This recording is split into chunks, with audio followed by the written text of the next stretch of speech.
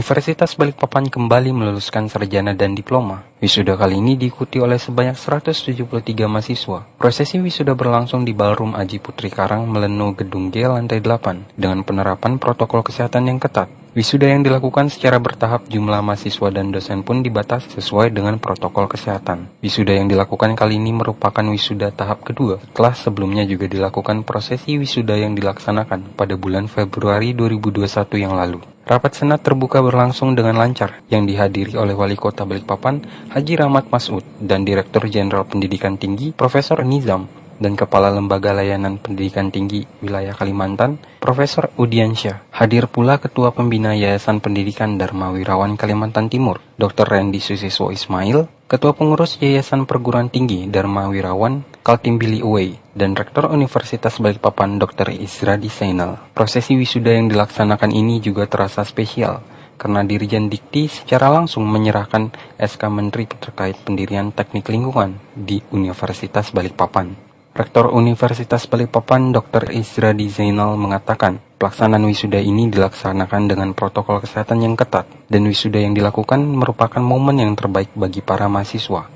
Lebih lanjut, dirinya mengatakan bahwa pelaksanaan wisuda ini terasa spesial karena dihadiri secara langsung oleh Dirjen Dikti dan dalam kesempatan tersebut juga menyerahkan secara langsung SK terkait pendirian teknik lingkungan di Universitas Balikpapan.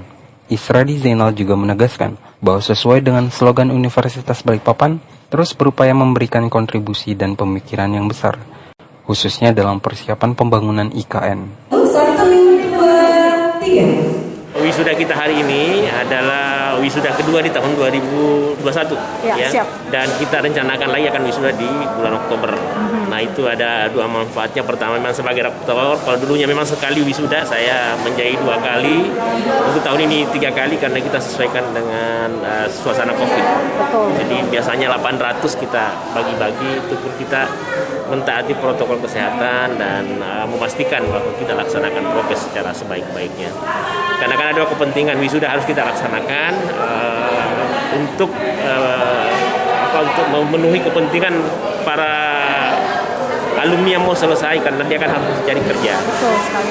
Kita tidak laksanakan wisuda juga kan kasihan. Mereka itu momen yang terbaik. Dan apa yang kita lakukan hari ini adalah suatu yang maksimal untuk mereka, karena untuk pertama kalinya Dirjen Dikti, jadi bos nomor satunya Dikti di bawah Menteri yang langsung hadir, bahkan dengan memakai baju kebesaran guru besar yang itu yang luar biasa. Kemudian memberikan orasi ilmiah yang kita sudah dengar tadi, ya, berisi hal-hal yang penting yang menjadi bekal anak muda kita.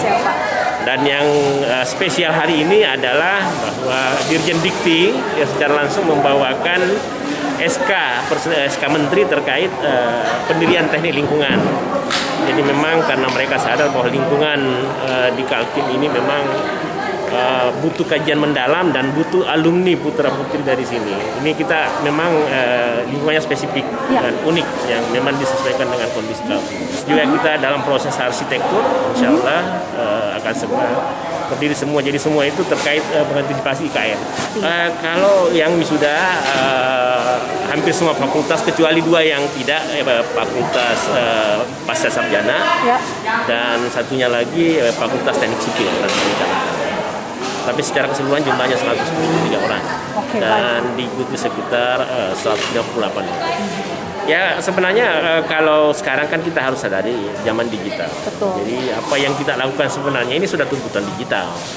Nah, kita tinggal melihat kapan dilaksanakan luring, kapan dilaksanakan daring. Dari di pidato saya sudah sampaikan bahwa kita gabungkan.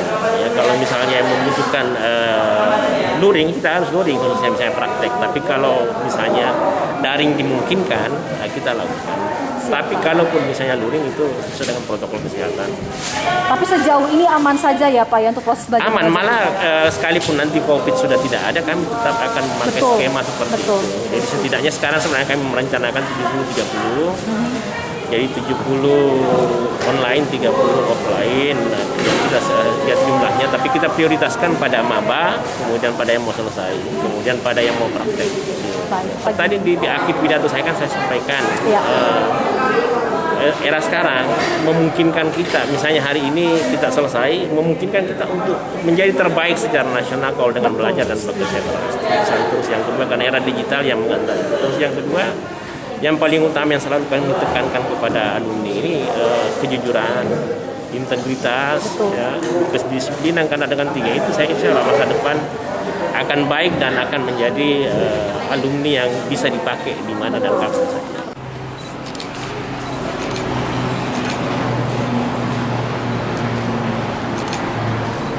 Tim Liputan HBM TV melaporkan. Kampus Merdeka Indonesia Jaya.